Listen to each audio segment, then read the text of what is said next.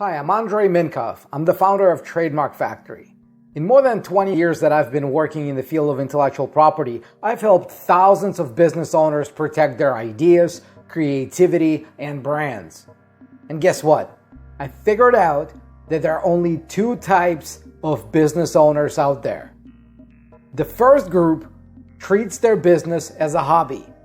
They don't really expect it to ever become something big, but they hope that it'll keep them busy and give them just enough not to have to look for a job. I call them Hobbypreneurs. The second group are serious about their businesses. They're building something that matters, or at the very least, something that might matter one day. I call them All-In-Preneurs. These two types of business owners are polar opposites of one another in terms of what they do, how they think, and how they treat their businesses. And in this short video, I'm going to share with you 10 simple ways to tell a hobbypreneur from an all-in-preneur. Number 10, hobbypreneurs run a business because they need money to pay the rent. All-in-preneurs run a business because what they do solves a problem or otherwise creates massive value for a lot of people. As Zig Ziglar famously said, you can have anything you want as long as you give enough people what they want. All-in-preneurs understand this very well. That's why they run a business. Hobbypreneurs, they're just hoping to get a little bit here and there, and that's good enough for them. Number 9, hobbypreneurs don't have any long-term goals for their business because they can't imagine it would last beyond a year or two. All-in-preneurs assume that their business is going to be around for years to come and act accordingly. If you ask a hobbypreneur how they see their business, let's say 5 years from now, you're going to get a blank stare. They have no idea. They can't see their business being out there in 5 years. If you ask an all-in-preneur, they'll tell you exactly what they're working on, what they hope this will achieve, and how it's going to look like. They may not have crystal clarity around what it's going to be, but they have no doubt that their business is still going to be around. Because again, they're building massive value for a lot of people. So they can't imagine that value not being there anymore. Number 8, hobbypreneurs hope that they can build a successful business by cutting their expenses to the bare minimum. All-in-preneurs know they need to invest in their business for it to grow and become scalable. You see, hobbypreneurs are all about cutting their credit cards and not making any expenses to grow their business. They think that if they spend less, their business will grow. It doesn't work that way. All-in-preneurs, they know that fast is the new big.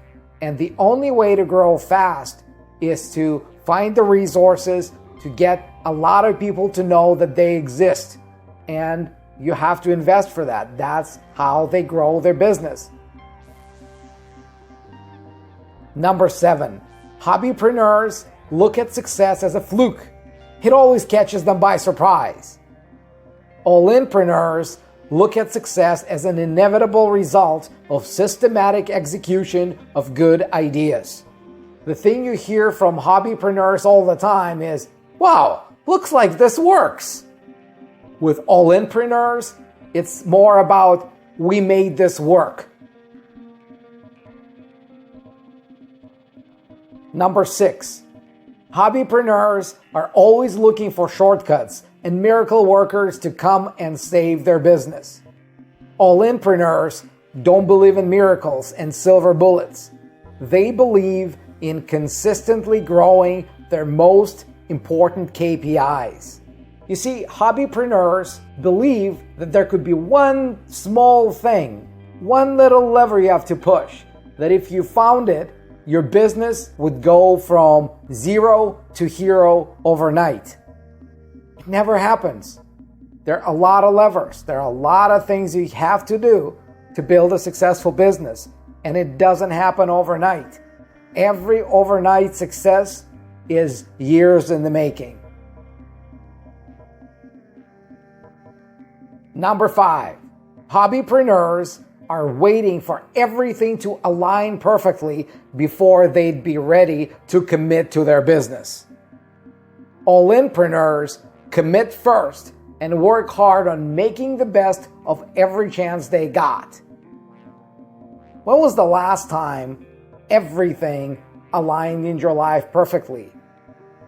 When everything was the right time, the right moment, the right idea. It never happens. It's just like sitting at home thinking of making your dream vacation and trying to find the perfect time when all the traffic lights are going to be green from your home to your destination. It just never works. Certainly business doesn't work that way. And all-in-preneurs know this very well. So commitment comes first, certainty comes second.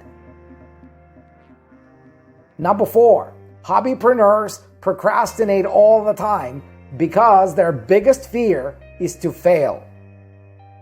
All-in-preneurs act decisively because their biggest fear is to see a great opportunity slip away from under their nose. You see, if your biggest fear is what other people are going to say if you fail, then you will never, ever build anything successful. Because it's hard, and hard things take a lot of failing. They take a lot of tries. Not failing means not trying, and not trying means not succeeding. This is why hobbypreneurs never really build anything that matters, because they're playing it safe. And look, you started a business because you wanted to have freedom. What freedom do you got if you're so afraid about what your best friend is going to say to you if you fail, what your parents are going to say, what your spouse is going to say? If you believe in what you're building, then go out there and build it. And don't look back at what others are going to think. This is what all-in-preneurs understand very well. They know that if they pay too much attention to those around them, they will never build anything great. We know all of these stories about crazy entrepreneurs who are running with a crazy idea that nobody believed in. And today, it's a billion-dollar, multi-billion-dollar business. If only they were so preoccupied with what others thought of them, they would have never built anything like that. That's the difference between hobbypreneurs and all-in-preneurs. Number 3, hobbypreneurs are always busy doing minimal wage work and activities that they're not good at. All-in-preneurs focus on what they're best at and delegate everything else to their team or to third-party vendors. You see, hobbypreneurs, they want to be busy. They want to justify lack of results because, hey, I'm working 20-hour days. I'm almost getting no sleep. So don't blame me for lack of results. I'm working very hard. Well, the next question you should ask yourself is, what are you working on? Is this what the founder of a business should be working on? Or can this be delegated to somebody who would do the same thing for $5 an hour, $10 an hour, $15 an hour? There's a lot of things that business owners should not be doing even when they're starting out. And all-in-preneurs understand this all too well. They know that their time is their most valuable asset, and they better spend it on something where they're the best at, something that nobody else can do, and something that moves the needle the most.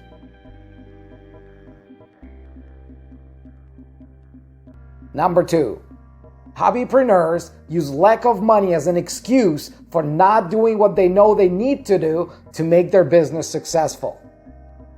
All-in-preneurs use lack of money as the reason to start their business and do whatever it takes to make it successful. If you ask a hobbypreneur why their business is growing so slowly? It's always about the money. They don't have enough money. They'll tell you they don't have the money for this, they don't have the money for that, they don't have the money for anything. But still, they're hoping to build something that matters. Never gonna happen.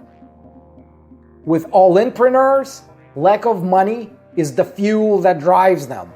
They look back at their lives and they're thinking, I've been working all my life. I've gone through schools, I've had jobs, I've done this, I've done that. I'm 30, 40, 50 years old, and I don't have an extra few $1,000s. How come? Is the rest of my life going to be the same way? No way. That's why they started the business, because they're sick and tired of not having the money, and not having the money always being the excuse for not allowing them to do what they feel they need to do. That's the reason they started the business. And lack of money is certainly not something that they will allow to prevent them from building a successful business. Number 1, hobbypreneurs are in love with the idea of owning a business. All-In-Preneurs are in love with the results that their business generates. If you ask a hobbypreneur what they've accomplished in the last month, they'll tell you about all the networking events they went to, about the business cards they printed, about things that nobody cares about. If you ask an All-In-Preneur about what they've accomplished in the last month, they'll know all the KPIs that really matter to their business, something that allows them to serve that massive value to more people. That's the difference. And here's the bonus. Hobbypreneurs don't believe that their ideas, intellectual property, or brand have any value and leave them unprotected. All-In-Preneurs treat their ideas, intellectual property, and their brand as their most valuable assets and protect them early on. Again, hobbypreneurs don't think their business is going to be around for much longer. They're not worried about protecting it. They don't think it has any assets worth protecting. Whereas All-In-Preneurs know that if they do become successful, there'll be nothing more valuable than the goodwill they built around their brand. Their products will change, their services will change, but the brand, the goodwill, that's what's going to stay the same. And they do whatever it takes to make sure that they own it early on. So this is how you tell a hobbypreneur from an all-in-preneur. If you're a business owner, which group do you belong to? Are you building a business, or do you just have an expensive hobby that masquerades as a business? But don't get me wrong, it's perfectly okay to be a hobbypreneur, as long as you're being honest with yourself and your team about it. But if you're an all-in-preneur, if you're serious about building your business into something that matters, and if you haven't trademarked your brand yet, there is no better time to do it than now. How do I know? Well, because tomorrow may be too late.